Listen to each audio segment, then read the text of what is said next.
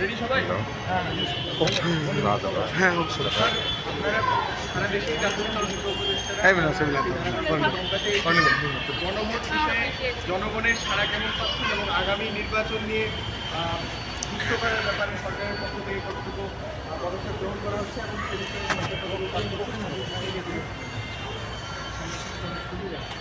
সরকার কাজ করতে দেখতেই পাচ্ছেন। আপনি যে প্রশ্নগুলো করলেন অনেক উত্তর কিন্তু আপনারা আমার থেকে ভালো জানেন। আমি ইতিমধ্যেই চাঁপাইনবাবগঞ্জে প্রোগ্রাম করে আসলাম, সেখানে রিপোর্ট শুনলাম। রিপোর্ট শুনে তো মনে হলো তৃণমূল পর্যায়ে প্রচার ঠিকই চলছে। এখানেও যেটা আলাপ হলো এখানকার ডিসিএসপি মহোদয়ের সঙ্গে, তাতে আমার মনে হয় নওগাঁতেও এমনি হচ্ছে। এখন আমরা এই যে আমাদের মত বিনিময় সভা, সেখানে আরও অবহিত হব কেমন হচ্ছে। ফলে আমরা প্রস্তুতি নিচ্ছি, ফলে আশা করি আমরা একটা সুষ্ঠু সুন্দর নির্বাচন সম্পন্ন করতে পারবো। স্যার, আরেকটা বিষয় সেটা হচ্ছে যে গণভোটের যে গাড়ি, প্রচারণার যে গাড়ি, সেই গাড়িগুলো অধিকাংশ ক্ষেত্রেই দেখা যাচ্ছে যে শহরের মানে ঘুরতেছে এবং শহরে প্রোগ্রামগুলো হচ্ছে। এক্ষেত্রে গ্রামের যারা প্রান্তিক পর্যায়ের মানুষরা রয়েছে তাদেরকে এই ভোট সম্পর্কে সচেতনতার বিষয়ে আপনারা কোনো গাড়িগুলো তো যাওয়ার একটা পথ লাগে, সবখানে তো গাড়িগুলো যেতে পারবে না। ফলে শুধু শহর না, আমাদের রাস্তার পাশের বাজারগুলো গাড়িগুলো দিতে পারে। তারপরে ছোটো ছোটো ব্যাপার দিয়ে আসছে, আপনার কেন্দ্রগুলো আছে, এগুলো ঘুরতে পারে, এটা করতে পারে। আর এমনিতে তো আমাদের অন্য প্রক্রিয়া চলছে, এগুলো বেশি কার্যকর গান বইটে করছে। তারপরে সমাবেশগুলো হচ্ছে আমাদের প্রাইমারি স্কুলে, যেমন মা সমাবেশ হয়, সেসব জায়গাতে প্রচার হচ্ছে। আমি দেখলাম বিভিন্ন মন্ত্রণালয়ের যে মাঠ পর্যায়ের কর্মীরা আছেন তারা কাজ করছে। স্যার, সাধারণ মানুষের তো আমরা নির্বাচনে নিয়ে অনেক প্রতিবেদনের জন্য এসেছি।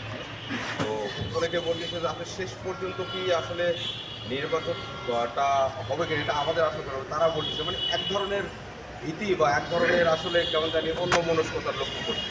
মানে আপনি আসলে কি বলবেন? আমার মনে হয় কালকে তো হবে, প্রতীক বরাদ্দ হবে, তারপরে দেখবেন যে আবহাওয়াটা পাল্টে যাবে এবং নির্বাচনের পুরো প্রচার শুরু হবে। ফলে আমরা তো নির্বাচন সুষ্ঠুভাবে কর্মসূচি নিয়ে প্রস্তুতি নিচ্ছি এবং আশা করি সেগুলো আমরা করতে পারব। হ্যাঁ, ধন্যবাদ।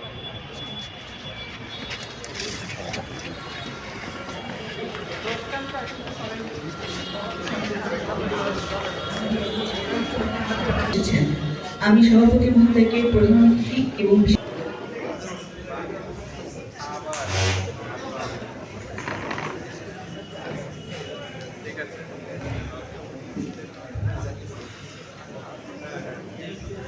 সম্মানিত সুধী, আসসালামু আলাইকুম।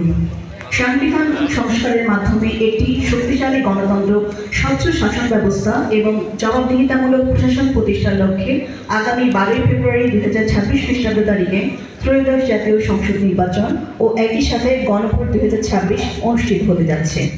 পরিবেশ নিশ্চিত করা এবং গণভোটের বিষয়ের জন্য আজকের এই মত বিনিময় সভায় আছেন গণপ্রজাতন্ত্রী বাংলাদেশ সরকারের শিক্ষা মন্ত্রণালয়ের মাননীয় উপদেষ্টা অধ্যাপক ডাক্তার বিধান রঞ্জন রায় পোদ্দার স্যার।